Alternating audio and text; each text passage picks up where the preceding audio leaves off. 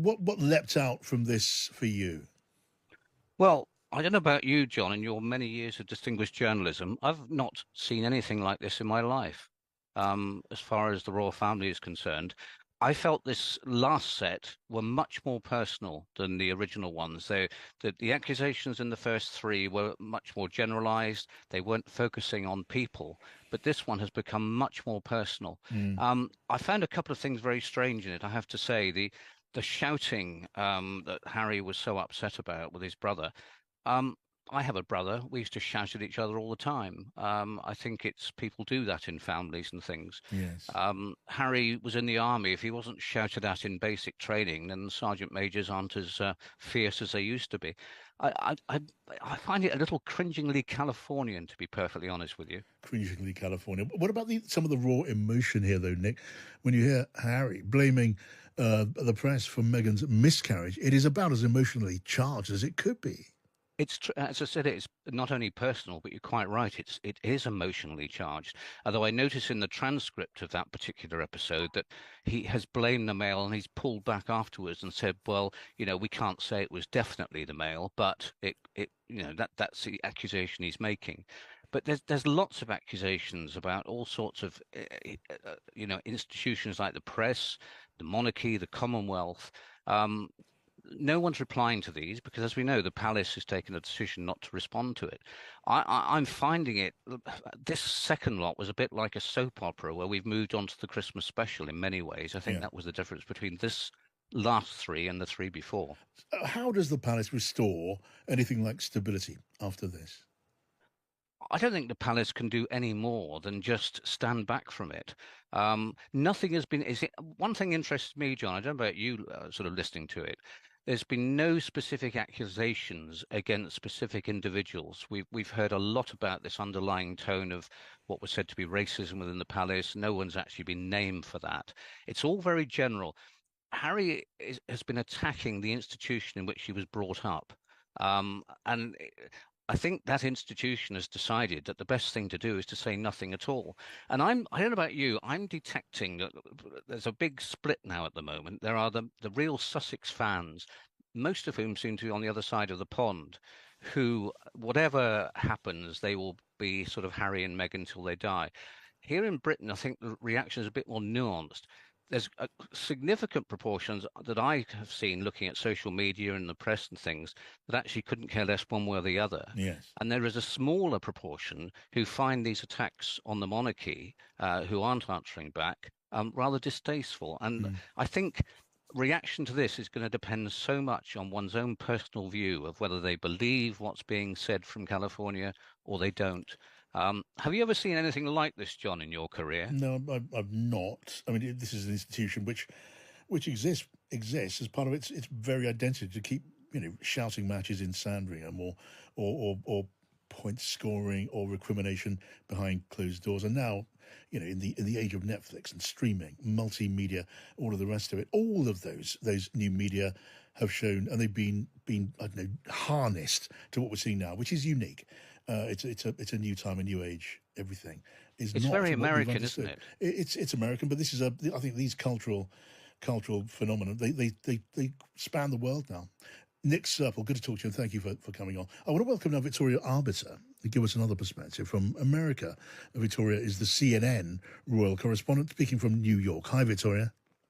Hello, John. Thank you for having me. Always good to have you, Victoria. What's stuck in your mind? I have to say, I agree with a lot of what Nick just said there. This three certainly did feel incredibly personal, but I think as well it was designed very much to appeal to this younger generation that lives life through Instagram. There were so many Instagrammable moments, these amazingly deeply personal photographs that the couple chose to share that really illustrated them living their best life. But there was also, I think, an undercurrent of revenge. That sounds terribly dramatic, but just the way Harry spoke about William, knowing that William can't possibly respond or answer back or Yeah, really share his side of the story at all, yeah. was quite bold. And I think we do have to remember that this is one side of the story. Yeah, I mean, I think that it's impossible to escape the conclusion that we're looking here at score settling, among many other things, on a massive scale. In your judgment, Victoria, the balance of opinion on this in America, as well as the level of interest. Has that been shifting in America? It's interesting, John. I've lived here, it'll be 27 years in January. So I feel like I do have a pretty good handle on how things are perceived here. And for the most part, since Harry and Meghan did retreat back to the US in March 2020, the sympathy's largely been on their side, but I have noticed a shift. Harry and Meghan were mocked in the monologue for the opening of Saturday Night Live on Saturday. That probably wouldn't have happened before. Howard Stern, of course, he is a shock jock, but he came out and criticised them for whining. I'm not going to say the rest of the sentence, probably not for radio. There has been something of a pushback, even on the morning shows. Some of the anchors previously would have been very sympathetic, but they're saying, isn't it enough that they're still complaining. So whether that trickles down to the rest of the population, I'm not sure, but it's also quite difficult to get a solid gauge here simply because the country is so vast. So yes, as Nick said, there are a huge number of Sussex fans here, and I think they're going to continue to defend this couple to the hilt. They're deeply loyal to them. Equally, there's a huge number of royalists here that are very excited to follow all things the British monarchy. Hey everyone, welcome back to Royal Sussex Squad, your go-to source for the real, unfiltered truth about Prince Harry and Meghan, the Duke and Duchess of Sussex. If you're here for the truth and tired of the relentless smear campaigns, you're in the right place. Let's talk about something truly remarkable. Prince Harry's Invictus Games. The British media and the so-called royal experts won't acknowledge it, but these games have changed lives in ways that no other royal initiative ever has. Harry, unlike the rest of his family, actually served in the military. He understands firsthand the struggles that veterans face, both mentally and physically, when they return from service. That's why he created Invictus, a platform for wounded warriors to reclaim their lives, their dignity, and their confidence through sports. Thousands of veterans have found hope and healing thanks to Harry's vision. Meanwhile, what have the other royals done? A few handshakes, some charity luncheons, and hollow words. Harry is the only royal who has put in the real work. Yet, instead of celebrating this incredible achievement, the British press continues to drag Harry and Meghan through the mud. Why? Because he refuses to bow down to the institution that prioritizes optics over real impact. Just look at how they dismiss Harry's emotional revelations. They mock him for sharing his pain, calling it cringeworthy and too Californian. Apparently having emotions is now a weakness, and then we have Meghan, a woman who was thrown to the wolves, who was harassed by the press to the point of suicidal thoughts, and who suffered a miscarriage in the midst of their relentless abuse. Instead of holding the media accountable, they continued to paint Meghan as the villain while protecting those actually responsible for the toxicity. The hypocrisy is disgusting. And where is the royal family in all of this? Silent. They had no problem briefing against Harry and Meghan. They had no problem leaking negative stories to the tabloids. But when it comes to defending them against blatant racism and lies, crickets, they say, never complain, never explain.